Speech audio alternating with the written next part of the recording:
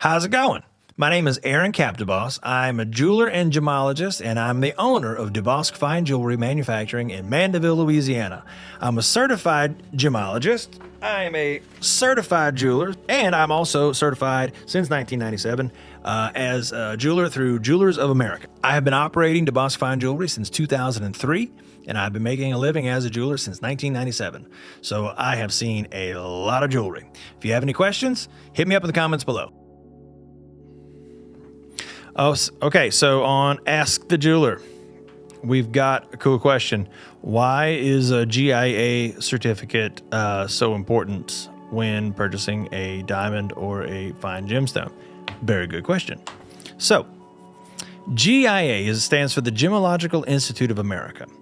Founded in the early 1930s, I do believe, GIA is really the world standard for gemological research. They are the most widely known and widely accepted gemstone grading agency on the planet. There are other gemological resources that are reliable, but not many. Most of them are questionable. EGL, the European Gemological Laboratory, most of those certs are not worth the paper that they're printed on. I'm sorry, it's the truth.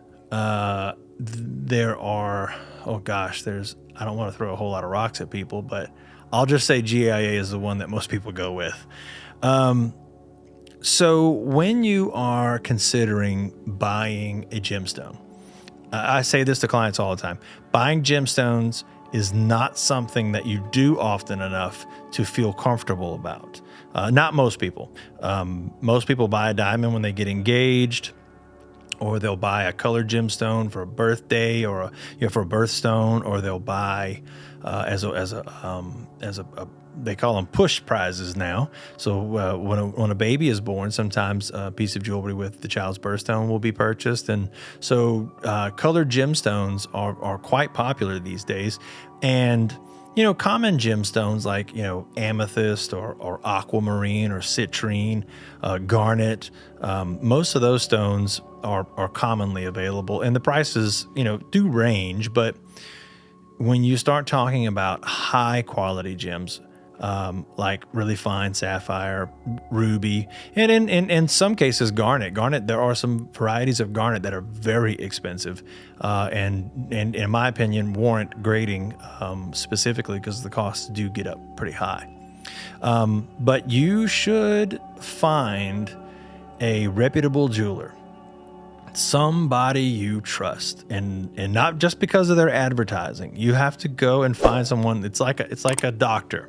You've got to find somebody you trust. You can't go to a medical professional for help if you think they're going to give you bad information or harm you in some way. If you are trying to buy a piece of jewelry and you're getting sketchy vibes from the salesman, bail out. Go someplace else. Just go someplace else where you feel comfortable. Go someplace where people are speaking in simple terms. If you're dealing with a salesman who's doing the salesman song and dance, and you start to feel like you're buying a used car or a horse, you should listen to that little inner voice, because I hear it all the time. People bring in pieces to show me that they bought someplace else, or they want pieces appraised, and I appraise it and I tell them what it is, and they go, well, that's not what the guy said. And we hear that a lot.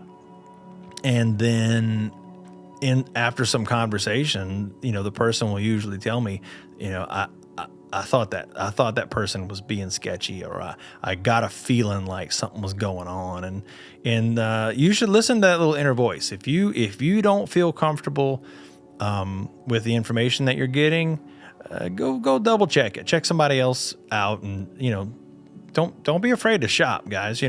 Research online, read, get yourself to a position to where you feel like you're comfortable with what you're looking for. But then ultimately, you have to find somebody who is a professional, who can earn your trust and can prove to you what they're saying is accurate. And so that's what we try to do here every day. Whenever people come in and ask me questions about things they read online, go through it with them. I listen to what they have to say, and if I think the information is incorrect or if it's just been misinterpreted, we cover that. But I am always remembering what it was like when I didn't know a lot about jewelry. And there was a time in my life when I was young that I did not work as a jewelry professional.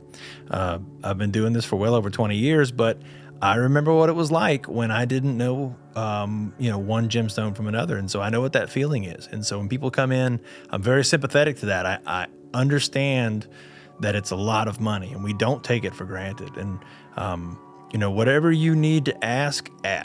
Don't be afraid to ask questions.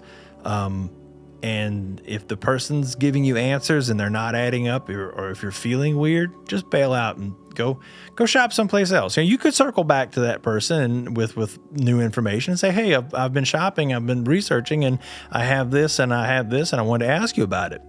And if they go hum, well, then you're in the wrong place. Get out of there. But if they say, hey, well, that is because of this, and this is because of that, and let me show you this, and let me show you that, and they walk you through it, and they're giving you reasonable,